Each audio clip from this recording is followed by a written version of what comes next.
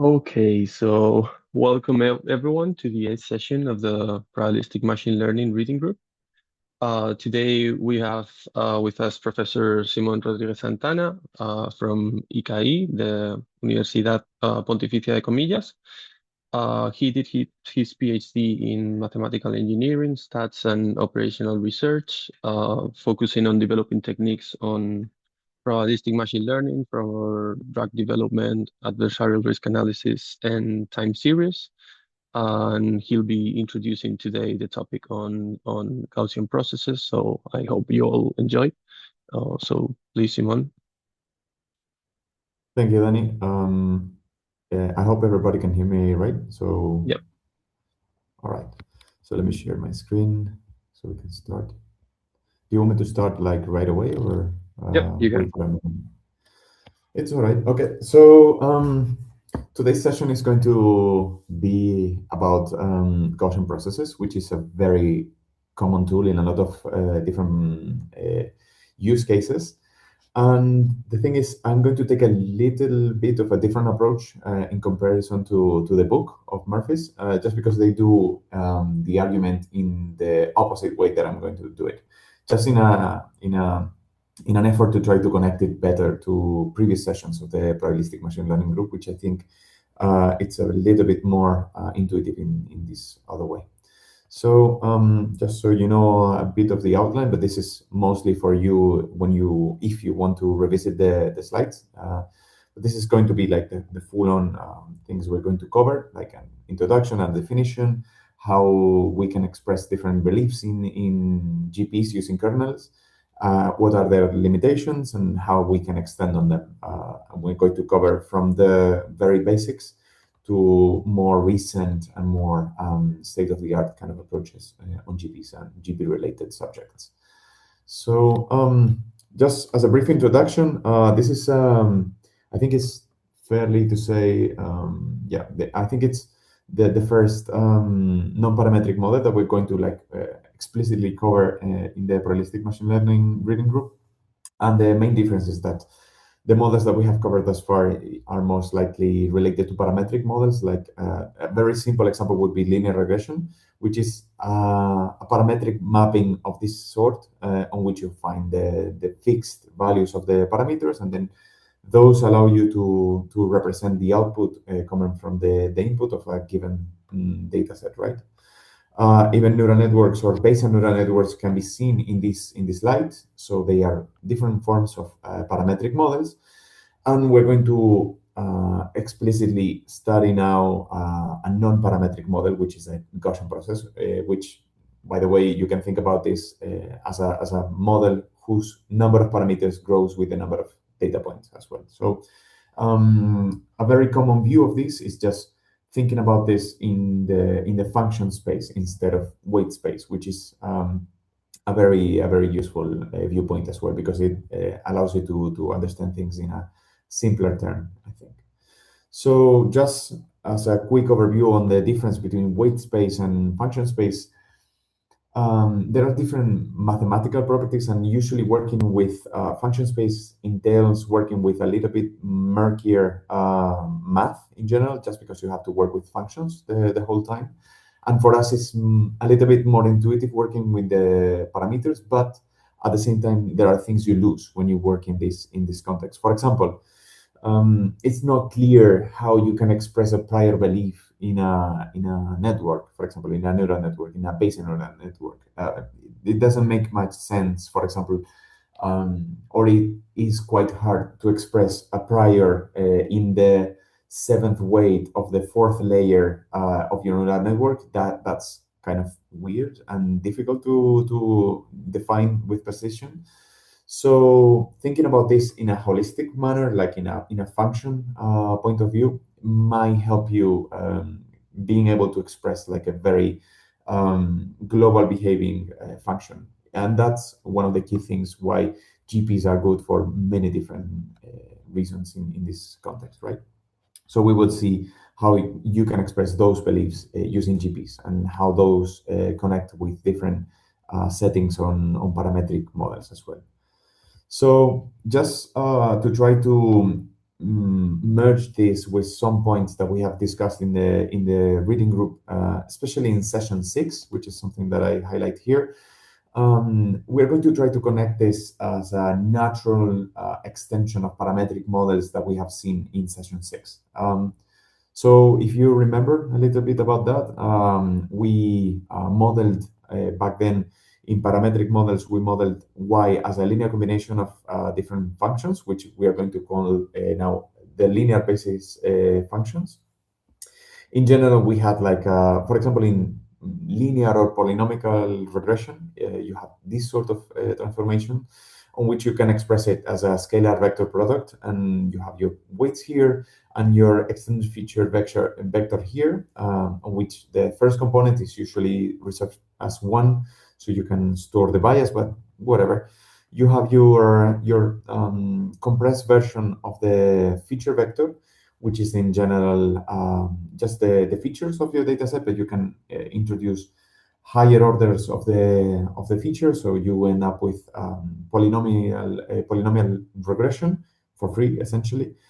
And also you can find these feature vectors as transformations performed by neural networks or some other sort of algorithm if you want. So this is like some sort of box that you can put whatever features that you may want to use in order to produce those mappings that we were just discussing a minute ago, right?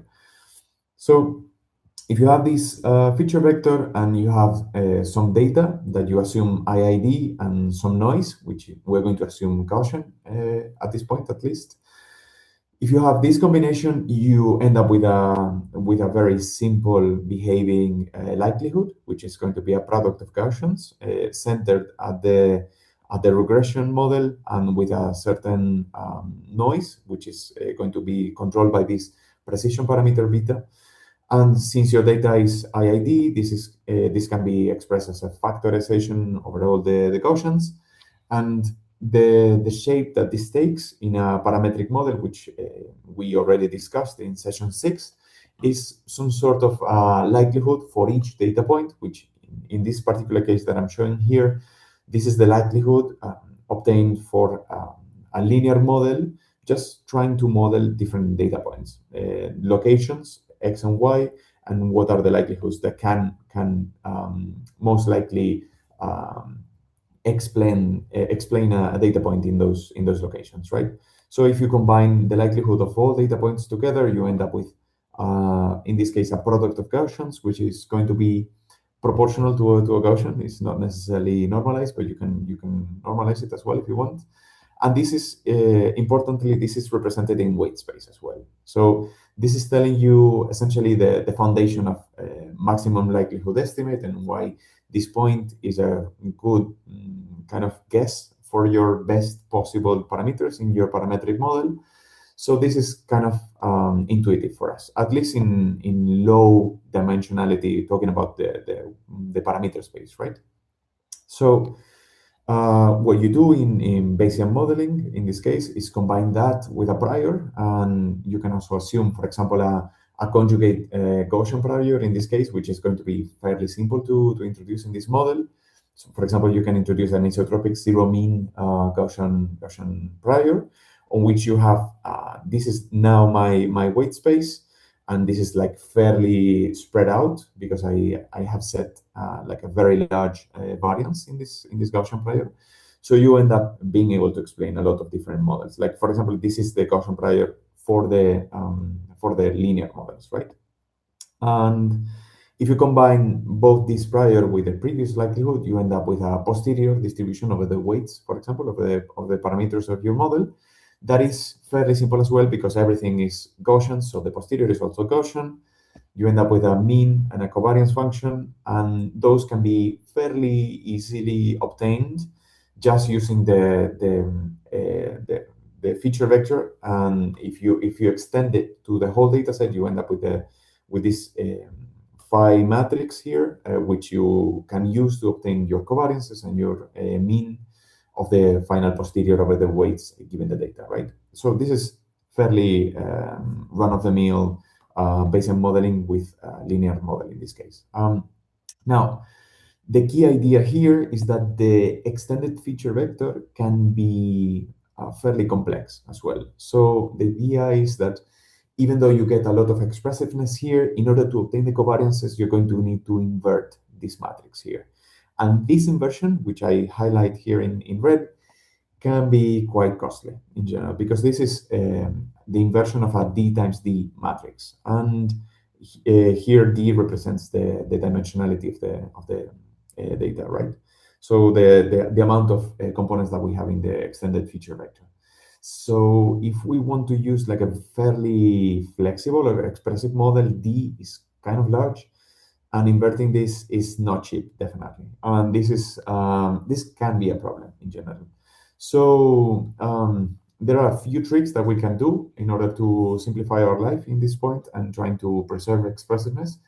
Uh, because essentially flexibility is a very important feature of this model. So for example, imagine you have this data, which I generated from this underlying true function, and I contaminate it with noise. And for example, if you just sample from your prior in this extended feature vector space, you may end up with functions like the blue one, which is the mean of the prior predicted distribution.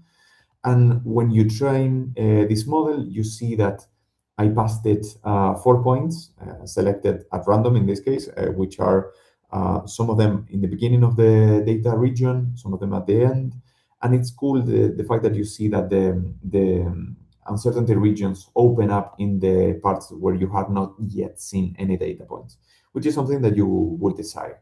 So if you add more and more points, you end up with something like this, which is for those of you who already know about Gaussian processes or have heard or have seen figures about them, this looks fairly similar to a Gaussian process. So this is kind of the intuition behind it. Like I want to keep this flexibility, but I do not want to pay like the super high cost of inverting those matrices related to estimated the covariances. So, which is also related to obtaining the mean, by the way. It's not just for the covariances, you also need it for the mean in general. So this can be quite costly in general if you want to improve arbitrarily the flexibility of the model, right? So how do you do this? So there's a lot of info in this slide, but I just want you to pay attention to a couple of details, right?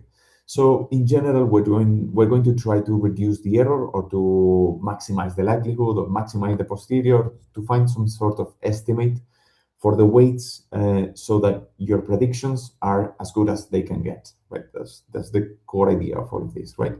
So you do that usually by estimating derivatives and make them equal to zero and obtaining the weights, right?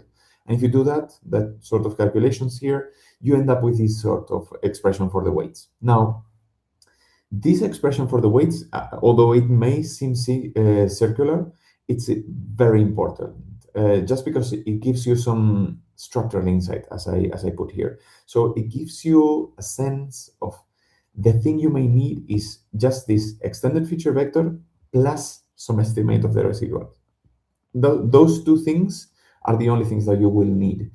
So these, if you can compute them somehow in a different manner, this may allow you to simplify your calculations that you may need down the line in order to compute the predictions. That's the key idea here. So I am expressing this very same thing here using alpha as coefficient. So you can see here that the parameters can be seen as a linear combination of the extended feature vector, right? Although it seems a little bit tricky because you can say you're being cheeky here. You're storing things in alpha, and alpha seems to have this W here. But if you substitute things and you leave alpha and express it just in terms of the data, which is something that you can do, and it's not like super hard to do either, alpha comes out as this thing over here. And this does not depend on alpha again. Like this circular reasoning doesn't appear here just because you obtain it in terms of the data and that's it, right?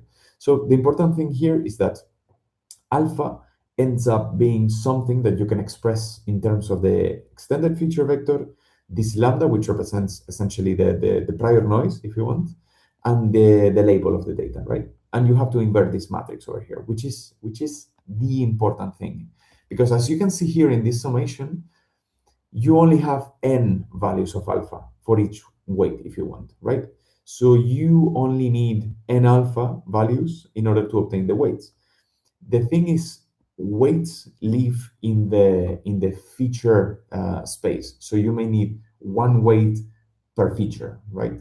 But in this case, in this particular case, you only need one alpha per data point to express those weights. So the thing is, alphas live in the space of the amount of data and not in the space of features. This is the change of perspective where we would need to go into like the full discussion. If you want to obtain this in a more formal way, you have to formulate the dual space and the reproducing kernel Hilbert space. That's like the proper way of doing this. But just to give you an insight on how this works, like if you're able to express it this manner, you end up with coefficients that live in the number of data points and instead of the number of features that you may have in your data set in this case. So in this case, you need to invert a matrix that is not related to the size of the features, but related to the size of data points. If your feature space is like super large, this may become like handy and actually quite useful. Of course, this is going to present some issues when n is large, because it's going to, again, resort to inversion of a matrix that is large enough. So we will see how to deal with that in a minute, but that's the core idea here, right?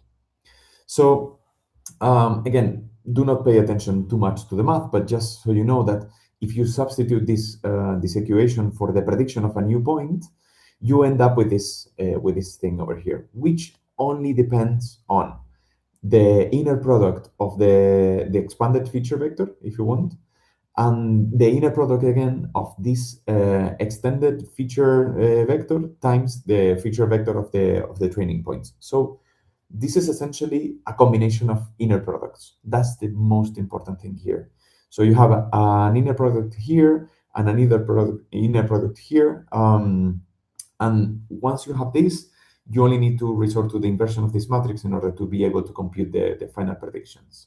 So just keep in mind that you need a number of coefficients that is equal to the number of points that you have in your data set and the inversion of a matrix whose size is given by the number of points that you have as well. So that's the two factors that you need to keep in mind.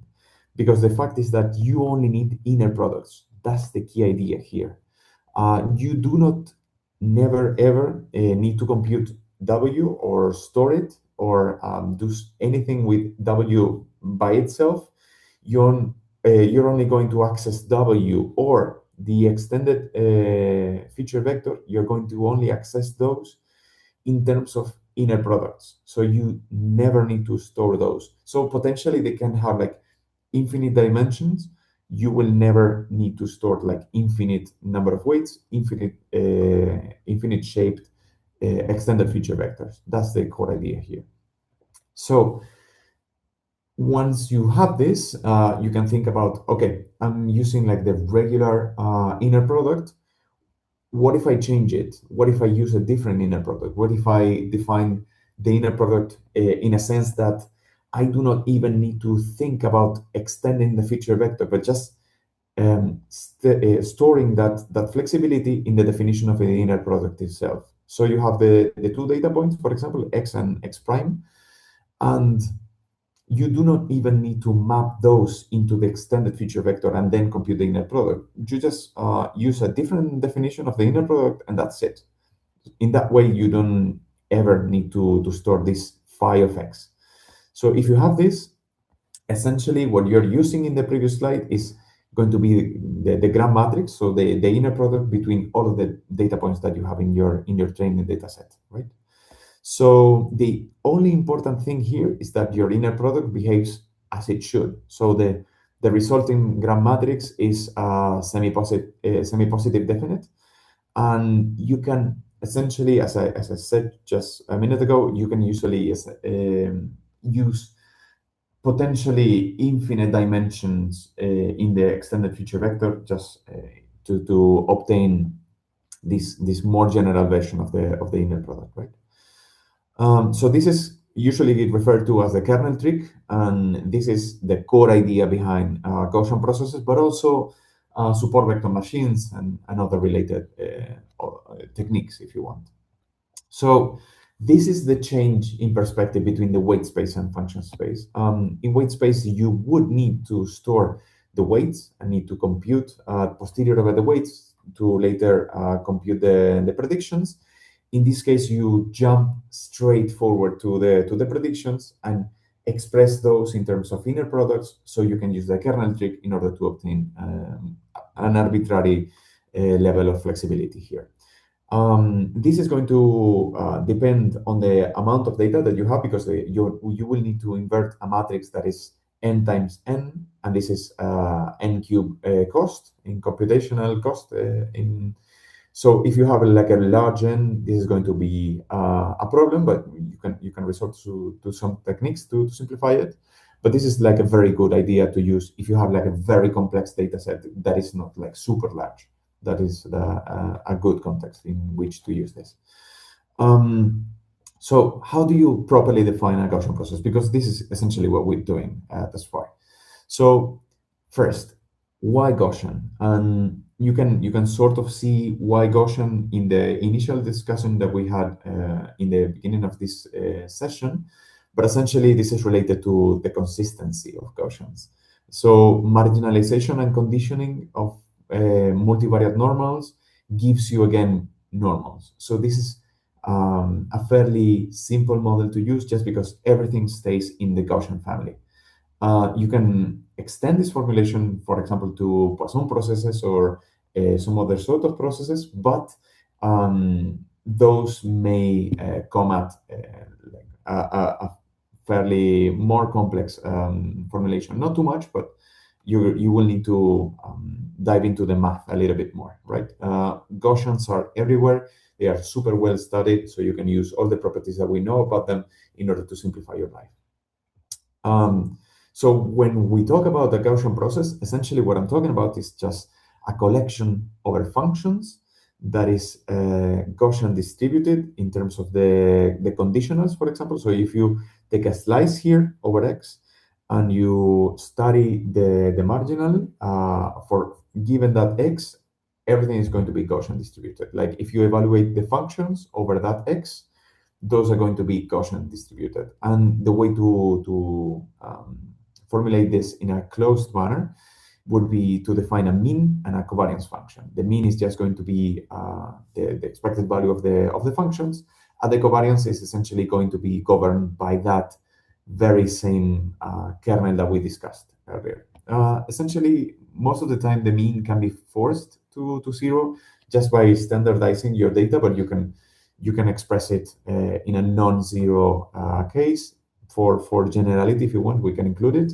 Although in most cases, this is just fixed to zero, and that's it. You do not lose a lot of generality with that. So the key component here is the covariance function, which is going to be the element on which we're going to focus like 90% of the time from now onwards, right? So just as a quick idea on how this works. So for example, if you want to sample from a prior, the only thing you need to do is choosing the evaluation points in the x-axis and evaluating that covariance function between the different points using that very same inner product that you would have defined and that we have discussed earlier. And once you have that, you can evaluate the Gaussian process at any location that you want, even though in this case we have not seen how to train the GP or how to fit it to data. But this is just for you to know how to sample from the prior distribution from the GP itself. In this case, see that we are fixing the mean to zero just because of we are assuming that we have standardized the data. So this is something that you can do just to simplify the formulation further in this case. But you can remove this zero over here. The key idea here is that the kernel, the covariance term, the covariance function, is the one that is going to control the shape of the functions that we're going to be able to generate with our GP, right? So The covariance is a very, well, fairly simple, let's say, element to control key aspects of the functions, like these three of here, like the smoothness of the function. Like, do we need something that is smooth everywhere, or do we expect data that is like really rough? So you have these two comparisons here, like a smooth function in blue and a very rough function in red. For those of you who already know about GPs, the blue function is clearly a periodic kernel, but the red one is an Ornstein-Uhlenbeck kernel, which is something that we will discuss in a moment. Um, Also, you can control the periodicity of the function. Like, do you need something periodic? Do you need something that is not periodic? And in which period are you talking about? Like, you may have like different combinations of periodicity. Like, for example, month-wise periodicity, but also week-wise, but also day-wise. You can combine those three regimes together by combining GPs as well, which is fairly expressive as well. And also, you may need something that is stationary, so it looks the same regardless of the location that you have in your points of evaluation, right? So that's also fairly useful. This is, for example, the RBF kernel. For those of you who already know, that's particularly the case. We will discuss this in a second as well. So just as a very quick note, I don't want to dwell into this like too much, but just so you can form another connection for GPs.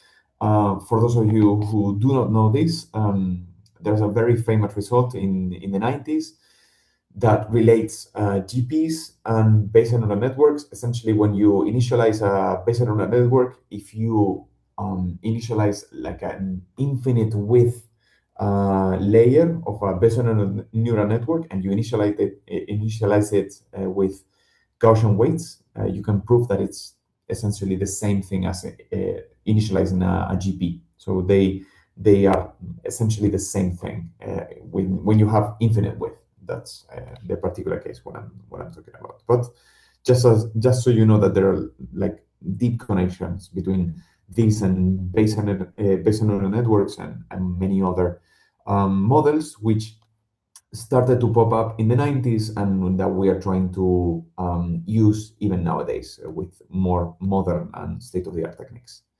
So let me just show you a bunch of the more famous kernels and what properties do they have and how can they be used and in which context and so on. So let me show you, to begin with, the most famous kernel that you may have heard about is the radial basis function, or the Gaussian kernel, which is this kernel over here, which is, yeah, just so you can connect the ideas. This is simply the inner product that we were discussing earlier. So we are going to define the inner product between two data points as this function over here, which satisfies all of the requirements of a proper kernel, of a proper inner product, and has like very nice properties. In this particular case, you have two hyperparameters to fit or to select if you want, which is going to be this sigma and this L over here.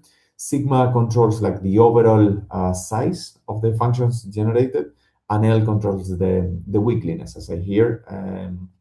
Essentially, how much do they vary from point to point. You can imagine that if L is small, any small deviation here is going to be huge in this quotient. So the exponential is going to be essentially zero. And that means that you're going to be essentially uncorrelated for 2 points that are even a little bit close together. So the larger the L, the smoother the effects are going to be from one point to the next, as you can see here. So for example, if you have lower L, the functions become more wiggly, essentially.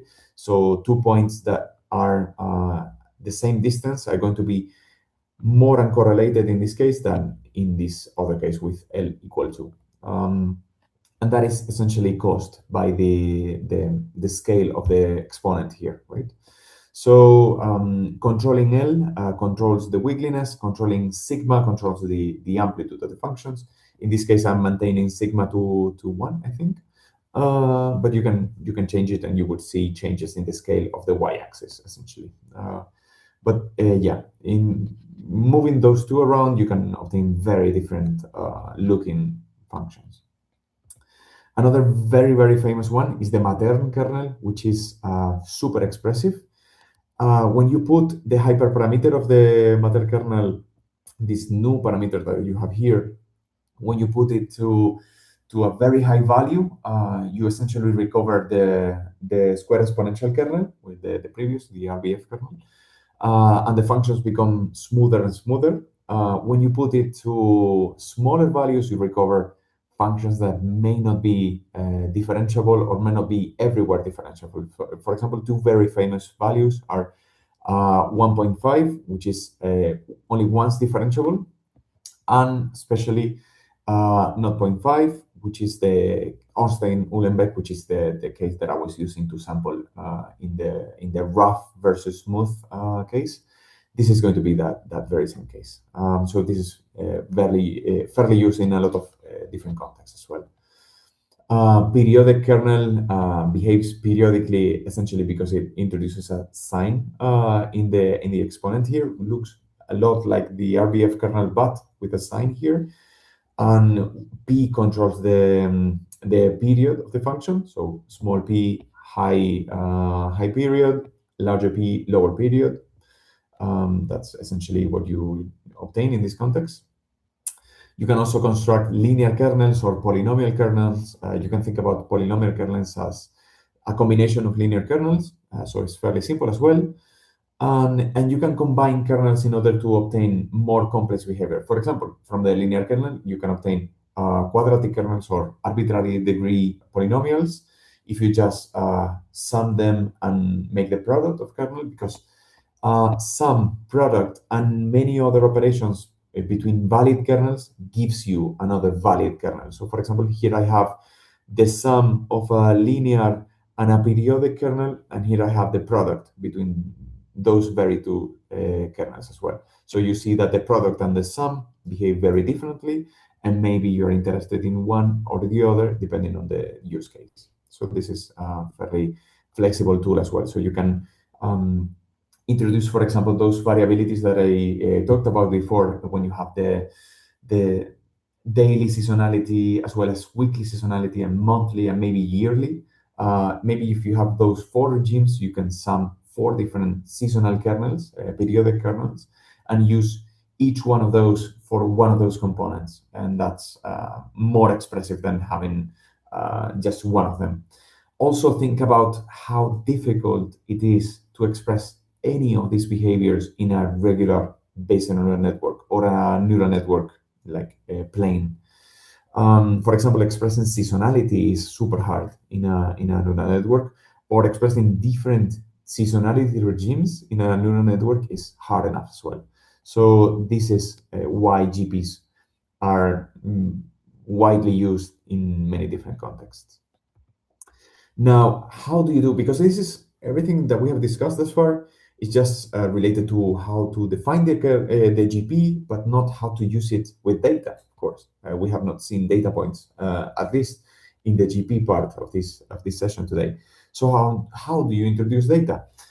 You essentially introduce data through the covariance function. Again, this zero here is just a matter of standardizing the data. You can change it into the mean function, no problem. And in this particular case, if you're evaluating a data point x, you're going to need to evaluate the covariance of x and the remaining points in the data set.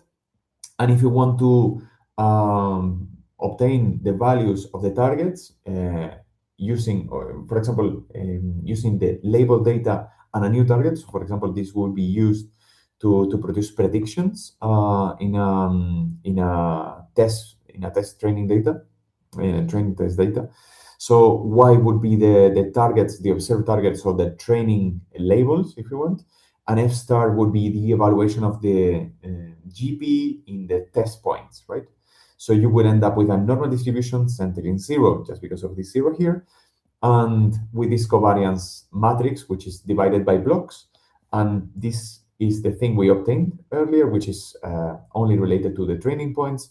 And this lowercase k with a star are going to represent just the covariance evaluated with the training points and the test points here. So this is going to be just evaluating the kernel function between the training points and each one of the test points if you want.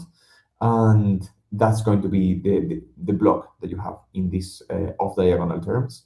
And in the final diagonal term, if you have just one test point, this is going to be a scalar, and this is going to be the evaluation of the covariance function between the the test point and itself. Fairly simple. It depends on the kernel, but you have to introduce it every single time. Super simple. So this is going to be scalar, these are going to be vectors, and this is going to be a square matrix of shape n times n, right? So if you want to produce predictions and you just want to pay attention to the test point, you can compute the mean and the variance, and you end up with these two expressions. I do not care too much about the expressions themselves. I just want you to pay attention to, again, the inversion of this matrix, which appears both in the mean and in the covariance. So if you compute it once, you have it available, and you can compute it essentially for free to obtain the variances. So what I'm saying here is that if you use this method to obtain prediction, you can essentially for free obtain the variance, the predictive variance, just because you did already all the hard calculations, so you can reuse them here. And evaluating this thing over here is essentially, when you pay attention to the values of the coefficients that we constructed earlier, it's just computing those alphas that we had and evaluating the kernel function for each training point and the test point that we're trying to produce predictions, right? So this is a fairly straightforward equation here. Again, it all depends on obtaining these alphas, and these alphas are going to be related to this inversion of the matrix when K is going to have the shape n times n.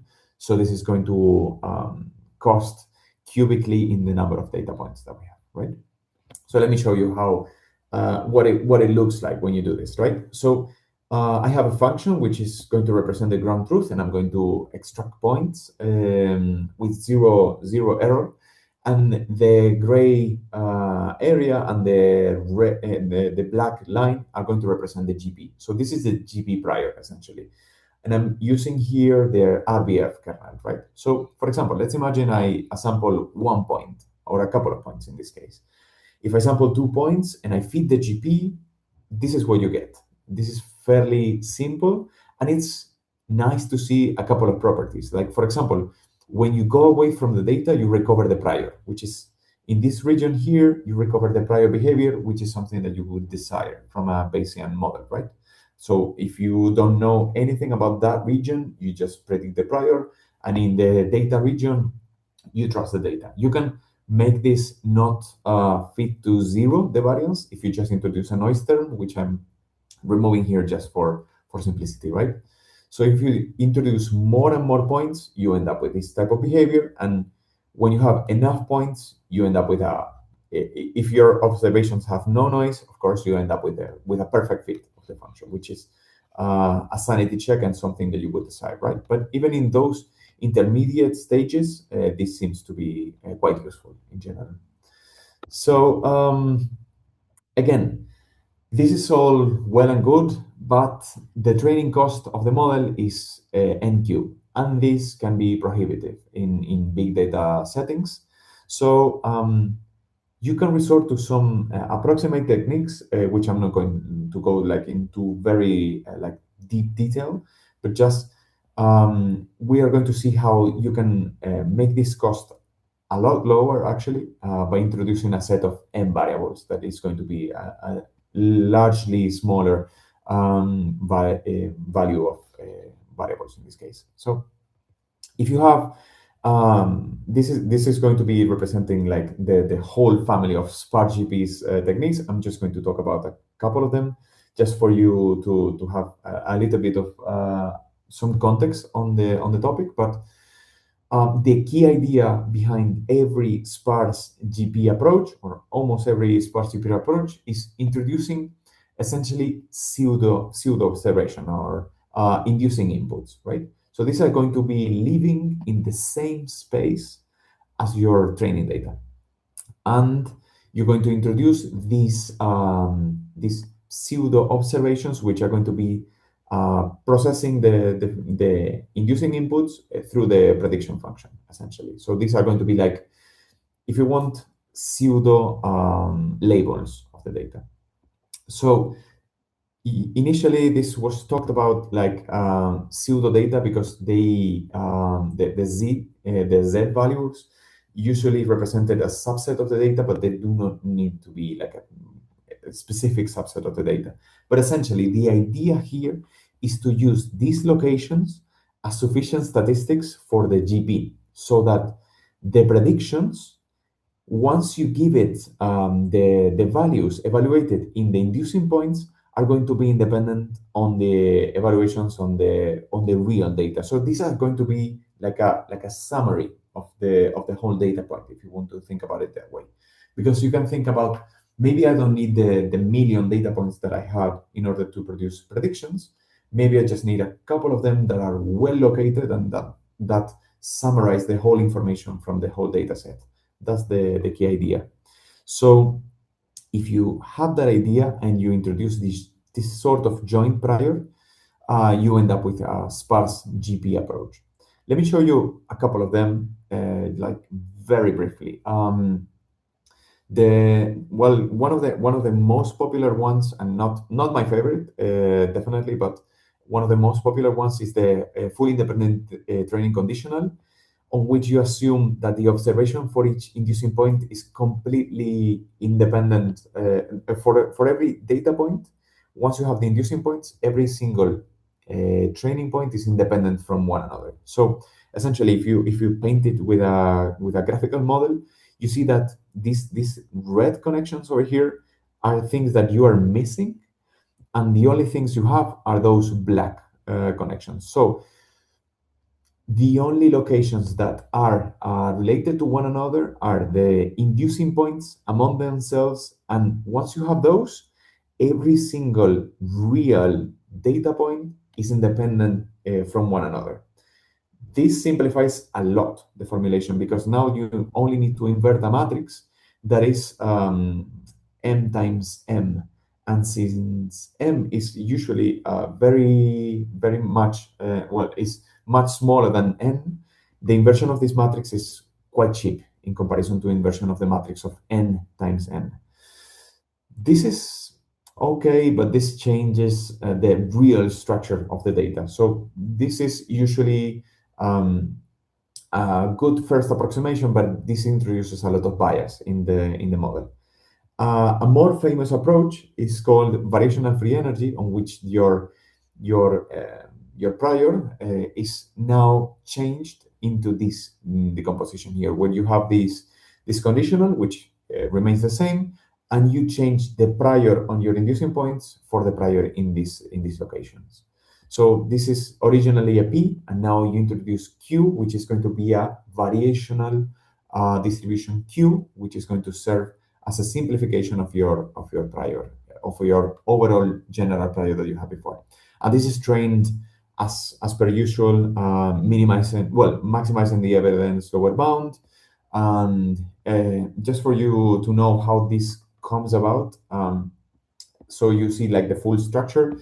When you have the augmented model, when you introduce the inducing locations, you have the likelihood, and you have the prior, which is decomposed in these two terms, which this one is the one that we're going to change by Q in a minute, right?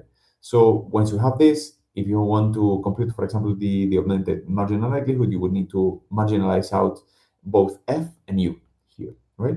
So if you introduce this decomposition, just think about when you write the evidence lower bound, just because of the fact that you are using this thing here, this decomposition, the conditional term simplifies in the evidence lower bound, and everything comes out depending only on your variational distribution. In this part over here, you have the KL term between your original prior and the distribution here, and the evaluation of the likelihood here, but with the expected value related to the variational distribution, which is much more simple to evaluate. The thing is, the cost of training and evaluating this model is going to be this one over here. So it's going to be n times m squared. M is usually very, very small in comparison to to n. So this is going to be much more scalable than the original GP. So let me just show you what it looks like, right? So for example, I have here a reproduction of an experiment of Snelson and Gramani. Here you have 200 data points. So obtaining this GP here has a cost of 200 cube in this case. So quite large in this case, just for 200 points in a two-dimensional, well, one-dimensional setting if you want.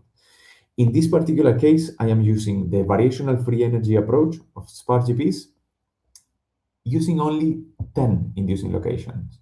So the cost of having this is 200 times 10 squared. So 200 times 100. So much, much cheaper than 200 cube in this case, right?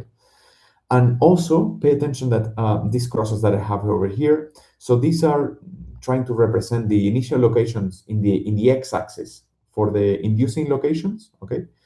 And the blue crosses represent the final locations of the inducing point. So you can see that even if you initialize them like wrong, if you don't put the inducing locations spread out in the whole data region and everything, since those are going to try to summarize the whole data set, the inducing points, the inducing locations learn what the location should be in order to summarize the data set as much as possible and as best as they can, if you want.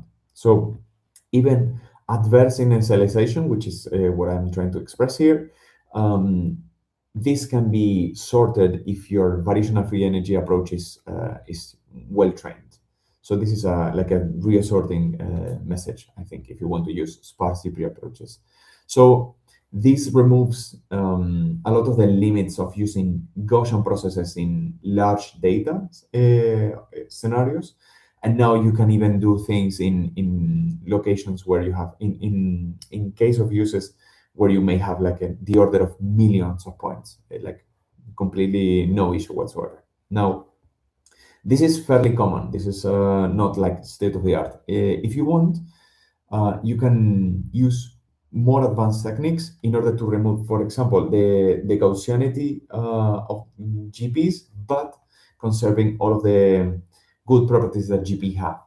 For example, one of the ways to remove Gaussianity, but keeping all of those good properties would be constructing a DGP, which is essentially, if you think about a neural network, just think about removing all of the units, like the regular units in the neural network, and substituting them by introducing a GP for each one of the units. That composition of GP mappings is definitely not Gaussian if you construct it well, and you can obtain, using the GP inherent good properties like Gaussian properties, I mean, you can end up with something much more expressive. This is something that just came around in early 2020s, late 2010s, and that has seen a lot of improvement since then as well.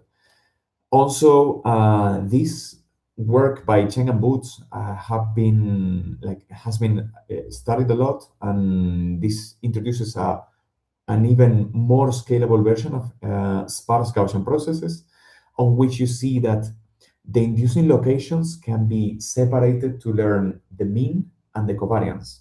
And the fact is that if you do this, you can resort a lot of effort into learning well the mean of the GP, and you can spend fewer inducing points to learn the covariances, because that's the only term you actually need to invert like an expensive matrix.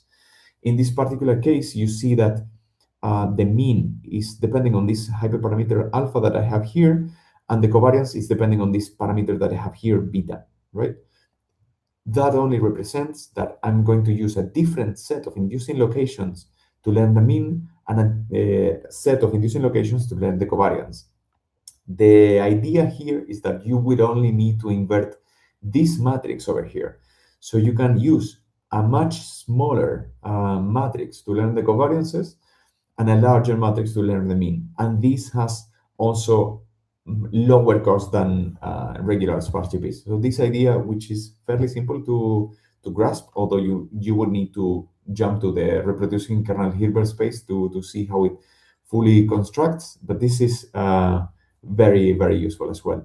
So this is being used, for example, in posterior methods in order to approximate uh, like finely tuned neural network models once it's trained. So what I'm talking about is this work that I've been doing with a couple of colleagues of mine as well. We have used this fixed mean Gaussian process, which is essentially using those decoupled Gaussian processes in order to approximate finely tuned models in neural networks, right? And also a more general type of generation process, if you want, have been like coming out of the state of the art recently, essentially since this work of 2019. And what they do in this work is providing a new framework that allows you to express in the same language Gaussian processes, Bayesian neural networks, neural samplers, word GPs, and a lot of many other techniques.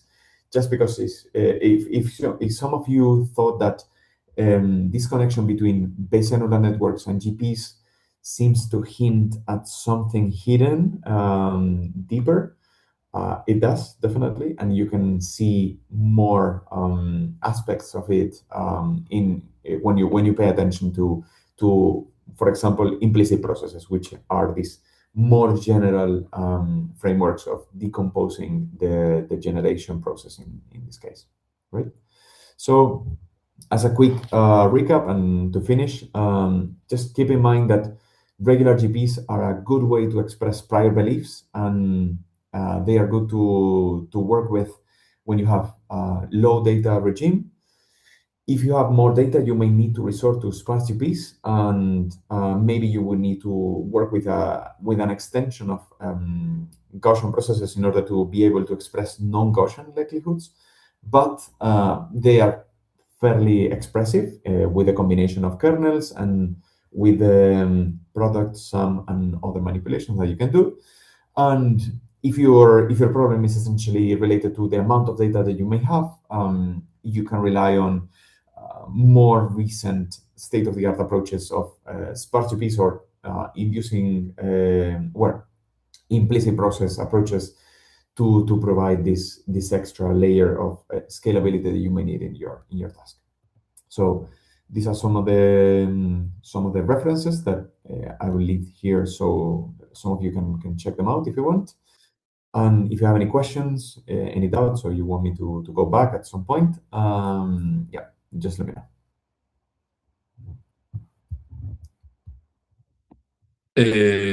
I have one question. Thank you very much for the very nice talk. Sure. Recently, I've been looking a bit into functional variational inference. Sure. In no way I know much about it, but how, like from a fundamental point of view, how close is it to doing stuff with Gaussian processes? Does it also inherit the limitations in terms of dataset size, expressiveness, all those? How do you see it as a research area into the future? Mm. What opinion do you have about it in general? I like the approach a lot. So just for you who do not know what we're talking about, we're talking about the papers related to these type of techniques, essentially. I like the framework a lot, although I think it's quite hard to work with a lot of the time. Um, just as a quick note, GPs can be seen as a specific example of a functional variational implicit process, if you want. So GPs can be seen as a particular example, but also BNNs. Hmm. So those limitations related to the dataset size are more closely related to specific realizations of those like more general frameworks, because it's Hmm. on the one hand is super flexible, so it's good because it allows you to talk about many different techniques at the same time and extract properties for all of those techniques. But not okay. But intrinsic limitations may be more related to like specific realizations of these I can tell you from experience that some of these techniques scale badly with data, and the ones that do scale better need to resort to some sort of approximation in the middle, like using some sort of um, pseudo input type of approach, kind of sparse GPs, but not really, or some sort of auxiliary system, like a secondary system to complement the primary inference model that is performing the learning, if you want.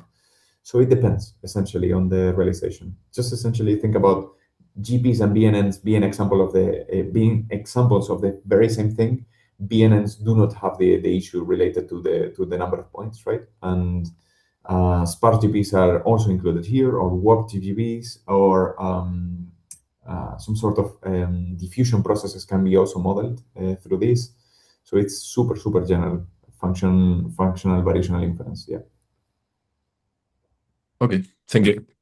Mhm. There are a couple of questions in the Oh, chat.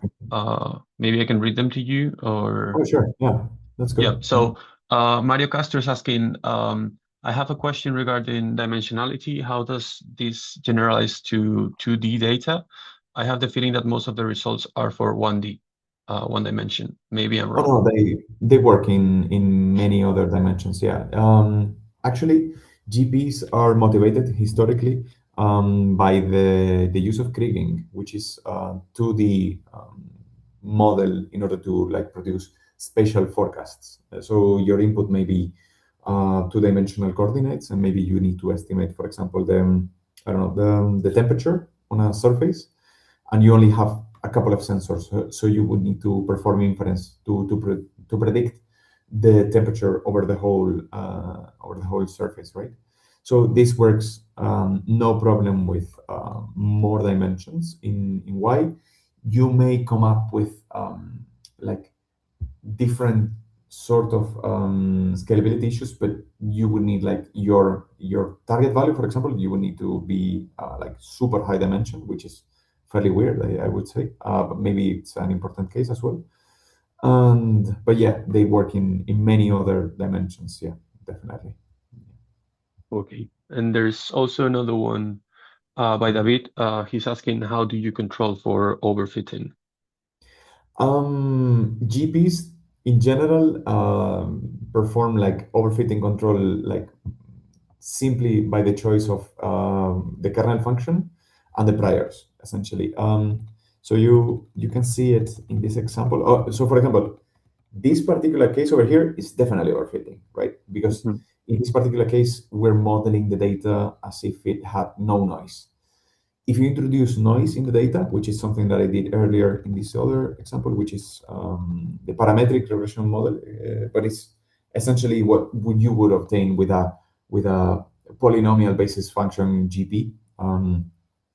You end up with this sort of thing, and you correct the overfitting via two things: the choice of the kernel and the introduction of the noise in the likelihood model, if you want, which appears, even though it doesn't seems like it, it appears here.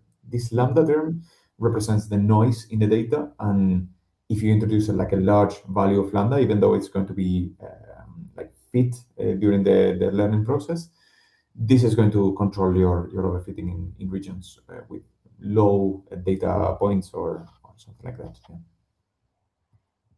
And what about controlling for outliers? So, because Hmm. the influence of outliers, if everything's going to depend so much of the on the data, then the Yeah, influence of outliers can be very high as well, right? yeah. You're completely right. That's a very interesting question. That's a very important topic as well, because in GPs, like in regular plain old GPs, they are like strongly affected by outliers. If you want to introduce more robustness, you will need to change this in order to being able to have, like, for example, heavier tails. And you may end up with a generalized version of Gaussian processes, which may, for example, use student T distributions instead of Gaussian distributions, which is Hmm. more robust two outliers. That's like a fairly good concern if you have like outliers or just different sort of behaviors in your data. That's Yeah. a good point to raise. Yeah. Okay, thanks. There's I think a final question by Wolfram. He's Mhm. asking, GPs are really bad, are really powerful, but they scale badly. So n cubed. I was wondering Mhm. if quantum computing may help, such as Harold Harrow Hasidin-Yoit theorem reduces complexity to O log n. Have you heard of it? No, I have not. I am being honest. First time, even though I'm a physicist, so I should be ashamed, I guess. But definitely, if something cheapens the cost of inverting these matrices, that's going to definitely help a lot. Although, on the other hand, I would argue, why would you need to invert the whole matrix of the data points? Like, for example, if we're talking about this data example, maybe you don't need all of those data points. Maybe the sparse approach is good actually because it allows you to learn something about the data. Like I equate a lot of the time the ability to compress the information with ability to understand things. So maybe the compression that is given through sparse approaches is important as well. Maybe we have to like combine things. Of course, having more computational power and more capability to invert things, that's going to definitely help. But I also think there's a value and there's like important insight to take from the sparse approach just because of the compression of the model. I think that's important as well. Mhm. I was thinking that it could also be related to the overfitting or underfitting question. That Yeah. through some compression you get some benign underfitting, like not underfitting, but you Yeah. avoid the overfitting. Yeah.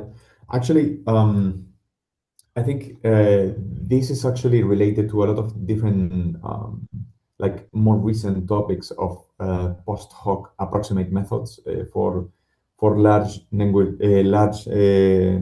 deep learning models. And the fact is that if you use regular techniques, you end up with overfitting just because of the flexibility of the method, which is something that you may see appear in this context as well. So yeah, using those approximate techniques, although may seem suboptimal in some cases, may lead you to some benign overfitting, as you put it. I think. Yeah, I think you can see some of those effects over here, which is something that even though using this decoupled GP approach for these post hoc methods, which I have not touched a lot in the presentation, but just so you know, this is the result produced by a neural network trained on the blue data points, and at most you may obtain the map solution. If you perform Hamilton Monte Carlo gold standard with that very same network, you may end up with something like this, which fairly seems a little bit overconfident, for example, in this region over here. And with these approximate techniques, with sparse approaches, mind you, you end up with this sort of thing, which seems a little bit more on the line that I would expect from the data points. So I think there's value on that as well. Simon, thank you very much for the talk. Can I do a really quick question? Sure. Um, I was wondering how are kernels actually selected when using, well, also when you use Gaussian processes. At the end, you stated that it is hard to select the right kernel. How do you usually select them? Do you find some structure in the data, for example, for periodicity, like you said, or do you Mhm. just try some just arbitrarily and choose That's the a good best? question as well. That's since kernels are like the key component here. That's the key question most of the time when using GPs, right? Um, so there are a few things you can do. Like you can try and see what sticks, which is something that I do not recommend because it's not principled in any manner, and maybe you end up with weird things. But for example, if you're talking about the square exponential kernel, this kernel is particularly simple, so I think it's useful to do, for example, kernel selection methods. So you may end up, I don't know, since you can think about, for example, adding up three RBF kernels altogether, right? And you initialize them to very different length scales. Let's just forget about the sigma parameter, just forget about it, and think about the length scale, right? So imagine you do one of these length scales that is super tiny, another that is middle, and another that is large. But imagine more extreme cases, like for example, 10 and 200 here. Like those would be like super, super smooth in the case of 200, like not wiggly at all. 10 would be smoother than this, and 0.2 would be this, essentially, right? So when you perform the training of the model, you can fit the, well, fitting is maybe not the right word here, but you can fit the hyperparameters of the kernel via maximum likelihood, right? So you just set the different length scales, right? If you allow the model to select the variance via maximum likelihood, for example, and you have, for example, no short-term variation in the data, like no weakliness in that very short term, if you want. What your maximum likelihood is going to do is essentially fix the signal variance of this kernel essentially to zero. Essentially, what is going to happen is going to turn off that part of the kernel. I'm not saying you that you should, like, again, try everything and see what sticks, but if you suspect your data has like different regimes, you, like, a good way of sorting this out would be trying to construct a kernel for the different regimes or the different behaviors that you suspect from the data, learning the hyperparameters via likelihood estimates, and study later on the values that you obtain. I mean, for example, in the RBF kernel, if you obtain a signal variance that is super low, you know that that's a component that you can remove, and you can just forget about it because it's not going to play like a major role in the prediction. But definitely is a super hard question to answer in general. I would resort to expert knowledge on the field and try out different regimes just in case. If you don't have like a better idea, use RBF kernel, which is a fairly common starting point in different regimes. Study the residuals of the model, introduce more terms, and see what happens, and see if you can find an explanation for it even afterwards, like trying to interpret the model. Yeah, but it's a hard question to answer, like in general. Yeah. Thank you. Thank you very much. No worries.